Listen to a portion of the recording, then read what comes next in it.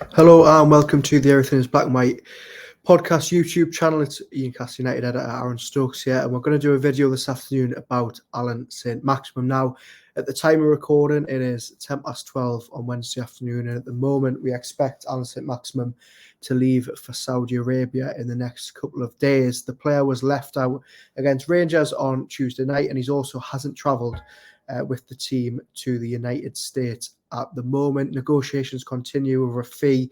Personal terms aren't expected to be a problem for Maxi with Al Ahly in the Saudi Pro League, who obviously are owned 75% majority owned by PIF, who also own Newcastle United. So it's a big talking point. Newcastle United have stressed, and Eddie Howe has stressed that he didn't want to lose Allan Saint-Maximin this summer, but it looks like, despite the decision on his future being in the player's hands, it looks like he has chosen to leave Newcastle. It's just a far cry from what he used to be on Tyneside. I remember the Chronicle first spoke to Amanda Staveley, Mark Douglas and Lee Ryder back in the day, went to Jesmondine House and spoke to Amanda Staveley when the takeover got completed. And one of the questions that they asked Staveley was, are you going to build a team around Allan Saint-Maximin? And just 2 years later, we're already talking and having debates about him leaving, potentially as a bit part player under Eddie Howe.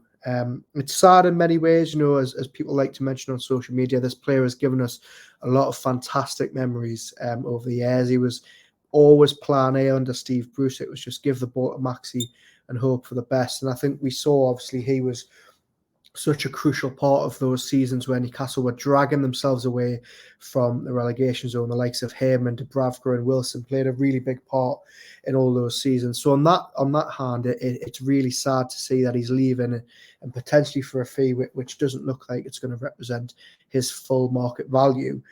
But also on the other hand, has Allan Saint-Maximin, have Newcastle outgrown the Frenchman? Has he, lost that sparkle that he once had? He had a very missed season last season. We know that he was obviously hampered a lot by injuries, and people talk about, remember that goal at Wolves and remember that amazing, performance against Manchester City. Well, both of them actually were almost 12 months ago, and that was his last goal in a black and white shirt. So is Allan Saint-Maximin replaceable? I think the answer to that is yes. And while it's sad that, he maybe is going to end his Newcastle United journey on such a low, really. They're just about to play in the Champions League. It's probably what he's dreamed for. And, he's going to now move to the Saudi Pro League where he's not going to be able to play Champions League football. And yes, he's going to, potentially triple his wages, but is he going to really, have that satisfaction of being at one of Europe's best? But just on that, I think, it's a very, very hard thing to turn down for Maxi. We've seen the Saudi Pro League and how the, PIF have bankrolled these 4 teams in the last couple of weeks. And, they're signing players like Benzema and N'Golo Kante and Koulibaly from Chelsea, and just at Al Ahly, where Allan Saint-Maximin might be going in the next couple of weeks. You've got the likes of Edward Mendy from Chelsea. You've got Roberto Firmino from Liverpool. They've pushed very hard to try and get Riyad Mahrez over the line. Allan Saint-Maximin is going to walk into that team and instantly be one of the best players on, some top money. So ultimately, you can sort of see why the player has gone. You can see why maybe, the decision has been taken that he is going to leave Newcastle, despite, the progress that they've made on the pitch in the last 12 months. I think listening to what Eddie Howe said on Tuesday night at Ibrox, it's very clear that he didn't want the player to leave. He said it after the season finale at Chelsea at Stamford Bridge, where he said the player's future is in his hands.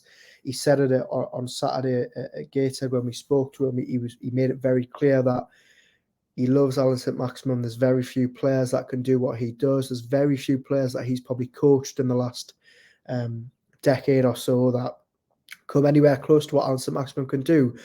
But ultimately, Newcastle United are hampered by financial fair play, as Eddie Howe and Dan Ashworth like to continue to tell us. And while fans might think it's this big evil word, Newcastle really, really do need to play by the rules this summer. They haven't got this vast amount of cash to spend willy-nilly, despite the vast wealth that the Saudi PIF have.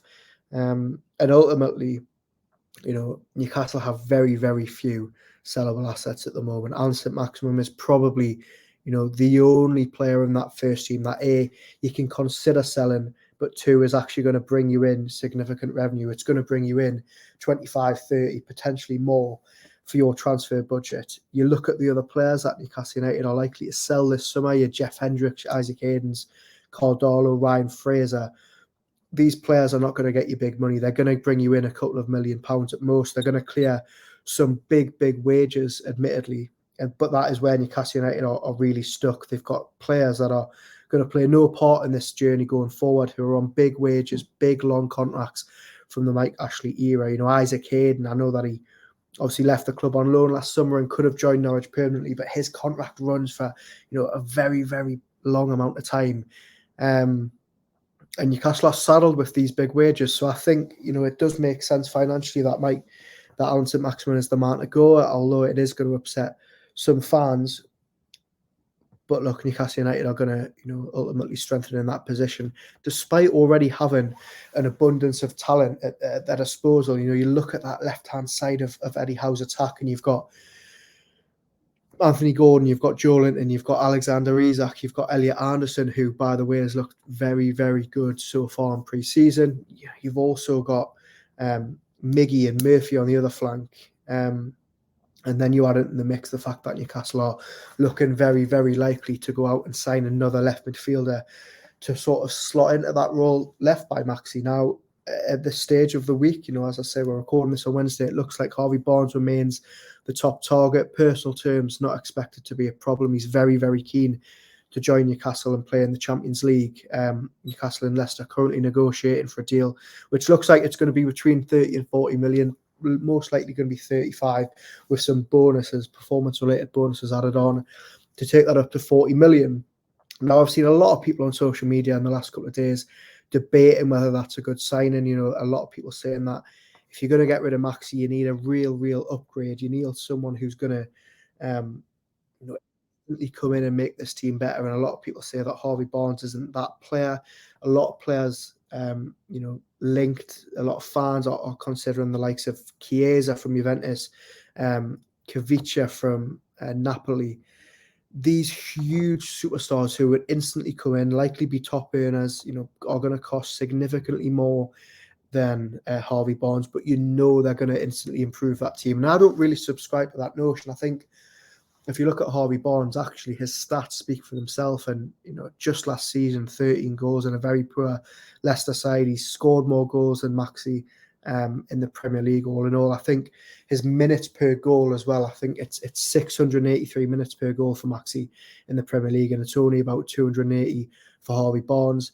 He's played 2,600 minutes more than Maxi in the Premier League, despite making his debut probably 4 or 5 months before Maxi did for Newcastle.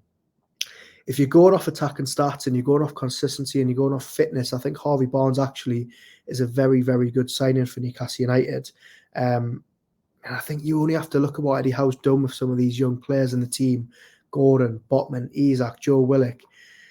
He's vastly improved them. And yes, Harvey Barnes is 25 and he's getting a little bit older and probably hitting his peak. But you can see Harvey Barnes becoming an England regular if he's under the guidance of Eddie Howe.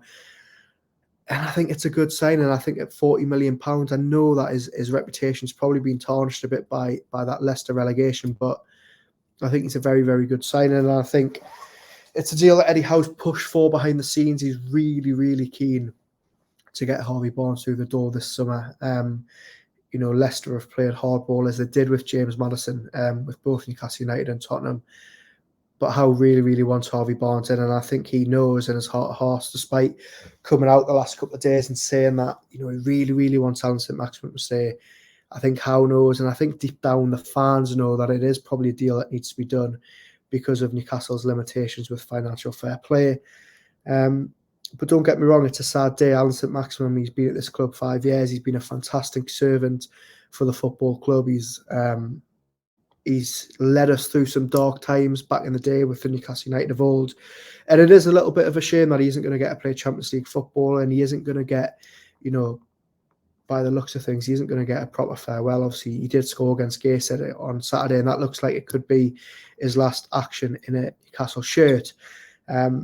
Myself and Andrew Musgrove, the Everything's Black and White podcast host, we've discussed at length in recent weeks whether selling Maxi is the right thing. And all the time we get comments coming in on our live chat, and it's constantly 50-50. But I think now that the dust is settling and it looks like Maxi is going to leave, I think the overriding feeling from the supporters is one of disappointment and one of actually a bit of sadness, as I've just touched on. But Newcastle United will move onwards and upwards. They've proven in the last 18 months they're very, very good at signing players, and they're getting players in who are hitting the ground running. And I think Harvey Barnes will be that player. And if he isn't, then you've got Anthony Gordon and Elliot Anderson, who are both playing really, really well in that position as well.